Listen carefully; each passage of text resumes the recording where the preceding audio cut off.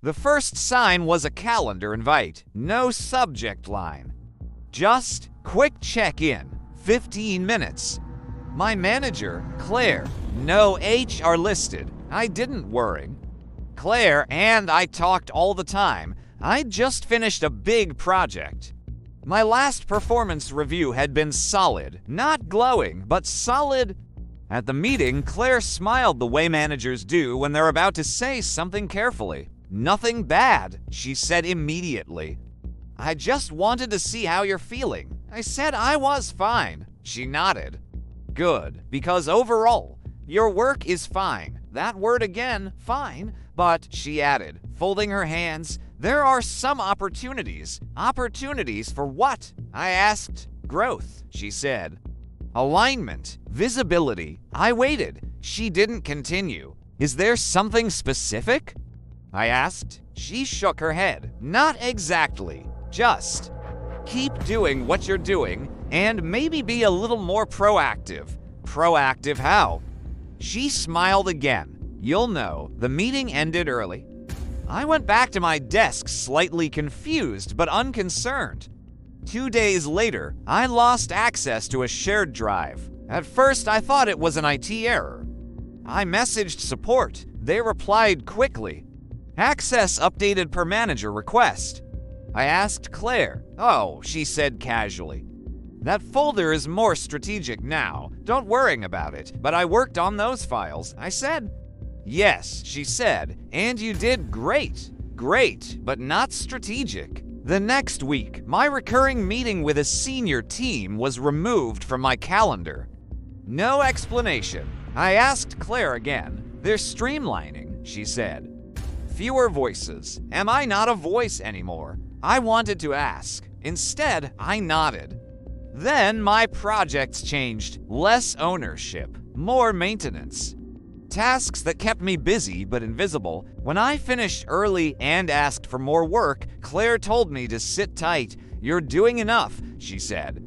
Enough for what? A month passed. Then another calendar invite appeared. Career conversation. This time, HR was included. I felt my stomach drop.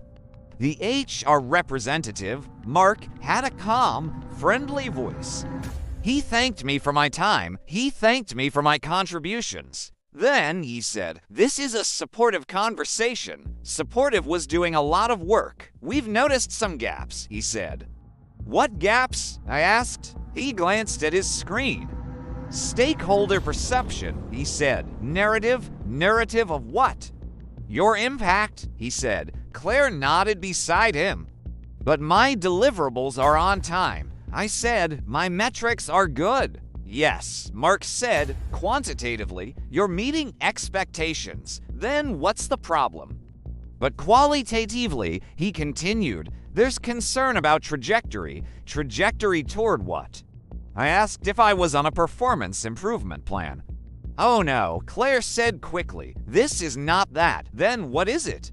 I asked. Mark smiled. A signal. A signal to whom? After the meeting, nothing happened. No email summary. No action items. Just a feeling. I started documenting everything. Emails, deadlines, praise in Slack, screenshots. It felt paranoid. But something told me too. 2 weeks later, Claire stopped giving me feedback entirely. No comments, no suggestions, just neutral responses. "Looks good. Thanks. Noted." At my next one-on-one, I asked directly, "Am I at risk?" I said. She looked surprised. "No," she said. "That might be something to reflect on," she said. Reflect on what? That night, I couldn't sleep. I replayed conversations, searching for mistakes. I worked harder, longer hours, more initiative. I sent ideas. They were acknowledged, never used. Then came the feedback survey, anonymous, company-wide. A week later, Claire mentioned themes had emerged. "Nothing alarming," she said. "Just some notes about collaboration." "What kind of notes?" I asked. She hesitated. "Some people feel you." Reserved, reserved. I talk in meetings. I write detailed updates. I help teammates. But perception matters, she said gently. There it was again. Perception. Another month passed. Then I was removed from a high-visibility project I'd been promised. Priorities shifted, Claire said. The new lead was someone junior. I congratulated them with a smile that hurt. I checked internal job postings. I applied to a role in another department. The recruiter replied quickly, "We're unable to move forward at this time." I asked for feedback. She responded carefully. "Your manager did not recommend a transfer right now." I stared at the screen. That's when I understood. I wasn't failing. I was flagged. Once flagged, everything reinterprets itself. Silence becomes disengagement. Consistency becomes stagnation. Questions become defensiveness. I asked Claire one last time. "What should I improve?" I said. She sighed. "It's hard to articulate," she said. "It's more about presence." "What kind of presence?" She searched for words. "Leadership adjacent," she said. I laughed, then stopped when I saw her face. "I want to help you," she said. "But some things can't be coached." That sentence ended it. 2 weeks later, HR scheduled another meeting. This time, there was a document. Not a PIP, a mutual transition discussion. They offered support, severance, references, conditional. "This isn't a termination," Mark said. "It's an opportunity to find a better fit." I asked if I could stay. Claire looked down.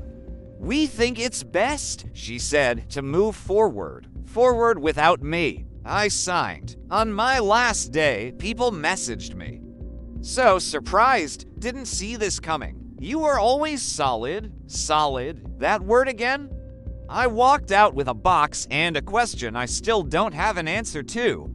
When did it start? What was the first data point? Who decided I was no longer part of the future? And how long had they known before I did? At my next job, I listen differently. I watch calendar invites. I save emails. And when someone says, "You're doing fine," I know better now. Fine is not safe.